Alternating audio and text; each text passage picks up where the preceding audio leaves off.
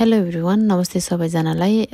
आजको भिडियोमा चाहिँ हामी हजुरहरूले सावेथोङ्गा प्रोग्राम अर्थात् केआइआइपी को चाहिँ क्लास लिनुभएको छ र त्यो क्लासको चाहिँ पेमेन्ट गर्नुपर्ने छ भने चाहिँ त्यो पेमेन्ट चाहिँ कसरी सजिलैसँग चाहिँ पेमेन्ट गर्ने त भन्ने बारेमा भिडियो लिएर आइरहेको छु। भिडियोलाई अन्तिमसम्म हेरेर साथ दिन नभुल्नु होला। साथै हाम्रो च्यानलमा नयाँ हुनुहुन्छ भने हाम्रो च्यानललाई सब्स्क्राइब गरेर नजिकको बेल आइकन क्लिक गर्न पनि नभुल्नु होला।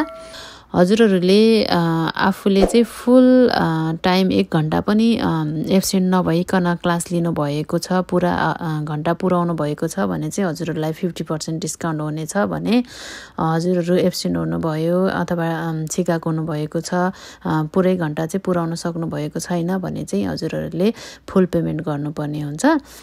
त्यही भएर चाहिँ सकेसम्म चाहिँ पुरा क्लास लिनु होला, किनकि 50% डिस्काउन्ट पाउनुहुन्छ नि त। त्यही भएर है अब हामी ढिला नगरिकन सुरु गरौँ है त। हजुरहरूले पेमेन्ट गर्नु हुँदाखेरि चाहिँ ल्यापटपबाट गर्नुभयो भने सजिलो हुन्छ है। सर्वप्रथम हजुरहरू ल्यापटपको गुगल क्रोममा जानु होला। मोबाइलबाट भन्दा चाहिँ ल्यापटपबाट सजिलो हुन्छ। अनि क्रोममा गइसक्नु भएपछि चाहिँ सावेथोङ्गा प्रोग्राम अर्थात् सोसिनेटको साइटमा जानु होला।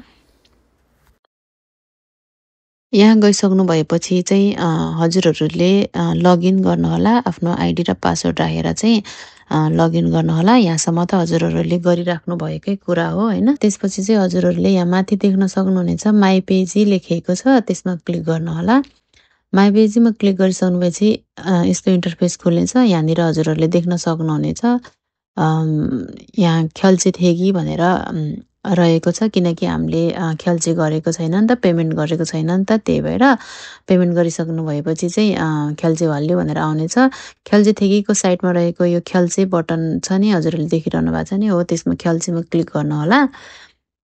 अनि त्यो ख्याल्चेमा क्लिक गरिसक्नु भएपछि चाहिँ यस्तो इन्टरफेस खुल्नेछ। हजुरहरूले सिन्युङ खातुबाट पेमेन्ट गर्न पनि सक्नुहुन्छ भने खेजाइछेबाट पनि गर्न सक्नुहुनेछ। खेजाइछेबाट चाहिँ गाह्रो हुन्छ भनेर चाहिँ सिन्युङ खातुबाट चाहिँ एकदमै सजिलो हुने भएको हुनाले सिन्युङ खातुबाट चाहिँ हामी गर्छौँ। यसको लागि हजुरले थन्चेथोङ्गुई लेखिएको बक्समा चाहिँ क्लिक गर्नु होला। त्यहाँ क्लिक गर्नु भएपछि यसरी चेक हुनेछ भने यहाँ विभिन्न ब्याङ्कहरू जुन ब्याङ्क हजुरले युज गर्नुहुन्छ त्यो ब्याङ्कहरू रहेको छ। आफ्नो ब्याङ्क सन्थेक गर्नु होला। मेरो चाहिँ सिनान ब्याङ्क भएको हुनाले मैले सिनान सन्थेक गरेँ र त्यसपछि यहाँ तल रहेको थाउम बटनमा क्लिक गर्नु होला। यति गरिसक्नु भएपछि चाहिँ यस्तो इन्टरफेस खुल्नेछ। अब यसमा हजुरहरूको सिनान सोल पे हो कि सिनान सुपर सोल अथवा तपाईँको अब आफ्नै ब्याङ्क अनुसारको कुन हो त्यो आउनेछ। मेरो चाहिँ सिनान सोल पे हो, त्यसैले मैले सिनान सोल पेमा क्लिक गरेँ। यहाँ क्लिक गरिसक्नु भएपछि चाहिँ हजुरहरूको यसरी चाहिँ एउटा क्युआर आउनेछ।